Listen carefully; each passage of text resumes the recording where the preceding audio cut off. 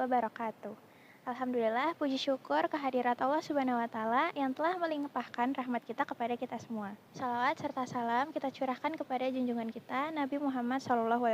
Sahabat yang dirahmati Allah, mari kita sejenak merenungkan satu hal yang seringkali kita terlupakan, yaitu akhlak dan etika. Apa sih itu akhlak?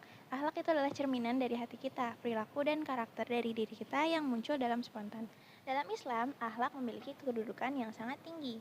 Nabi Muhammad SAW bersabda, "Tidak ada satupun yang lebih berat dalam timbangan seseorang mukmin pada hari kiamat selain akhlak yang baik." Dijelaskan dalam hadis riwayat Tirmizi. Bahkan misi utama Nabi Muhammadnya diutus yaitu untuk menyempurnakan akhlak. Beliau bersabda, "Sesungguhnya aku diutus untuk menyempurnakan kemuliaan akhlak." Ini menunjukkan bahwa akhlak adalah inti dari ajaran agama Islam. Anda boleh rajin ibadah, tetapi tanpa akhlak yang baik, semua itu akan terasa kurang, akan menjadi sia-sia. Akhlak yang baik adalah fondasi yang kokoh, baik dalam hubungan kita dengan Allah, ataupun hubungan dengan sesama manusia, yaitu hablum minanas.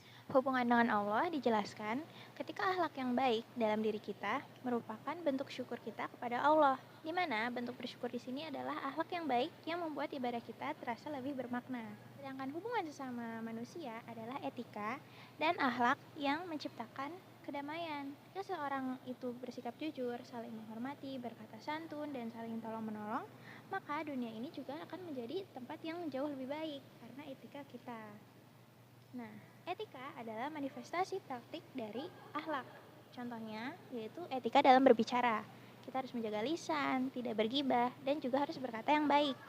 Yang kedua, itu etika dalam bermuamalah. Contohnya yaitu kita jujur dalam berdagang, menepati janji, dan juga bersikap dengan adil. Akhlak yang mulia akan menjadi pembantu kita kebahagiaan kita di dunia dan juga keselamatan di akhirat nanti. Di sini kita ada contoh-contohnya. Yang pertama, itu berpikir sebelum berkata, di mana kita harus memfilter ucapan-ucapan kita ketika kita akan berbicara kepada seseorang. Jangan biarin lisan kita itu berjalan dengan cepat, tapi tidak menggunakan akal. Tiap kata yang kita keluarkan itu akan dicatat oleh malaikat. Artinya, sebelum berbicara, tanyakan pada diri kita sendiri, apakah kata-kata ini sudah benar, apakah sudah memberikan manfaat, ataukah malah kata-kata yang kita keluarkan itu menyakiti. Allah Subhanahu wa Ta'ala berfirman, tiada suatu ucapan pun yang akan diucapkannya melainkan ada di dekatnya malaikat. Jadi di sini malaikat akan selalu mencatat kita. Jadi maksudnya malaikat akan selalu mencatat apapun perkataan dan ucapan yang kita utarakan. Tujuannya di sini untuk mencegah penyesalan. Yang kedua yaitu menjauhi 3 penyakit lisan utama, yaitu ghibah, fitnah, dan naminah. Di mana penjelasan ini merupakan dosa-dosa besar yang sering kita anggap sepele, yaitu ghibah atau menggunjing, di mana kita selalu membicarakan keburukan-keburukan orang. Ghibah ini sama saja kita seperti memakan bangkai saudara kita sendiri. Selanjutnya yaitu fitnah, di mana kita menyebarkan hal-hal kebohongan pada orang lain.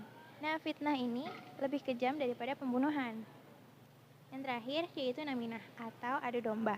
Kita mengucapkan kata-kata yang bertujuannya itu menusuk hati seseorang dan merusak hubungan seseorang. Jadi kita di sini memecah antara hubungan seseorang.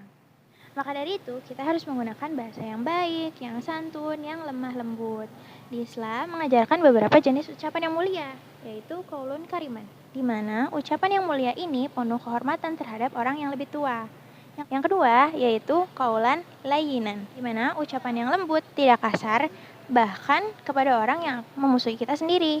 Selanjutnya yaitu jujur dan menjaga janji. Pilar etika berbicara yang paling mendasar adalah kejujuran. Berbicara yang jujur adalah tanda kebenaran hati. Ya, janji itu lisan yang berjanji akan ditindaklanjuti dengan perbuatan. Jika kita mengingkari janji, kita termaksud orang-orang yang munafik.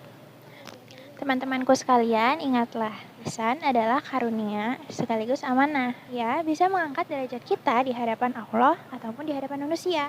Dan justru itu akan menjerumuskan kita kepada hal-hal yang lebih baik. Mulai hari ini, kita praktikkan etika berbicara. Berpikir sebelum berucap, menjauhi ghibah, memilih kata-kata yang terbaik, dan selalu berkata yang jujur. Inilah jalan menuju keselamatan. Semoga Allah menjadikan lisan kita lisan yang selalu mengucapkan kebenaran dan kebaikan. Sekian dari saya. Mohon maaf apabila ada perkataan yang salah diucapkan. Wassalamualaikum warahmatullahi wabarakatuh.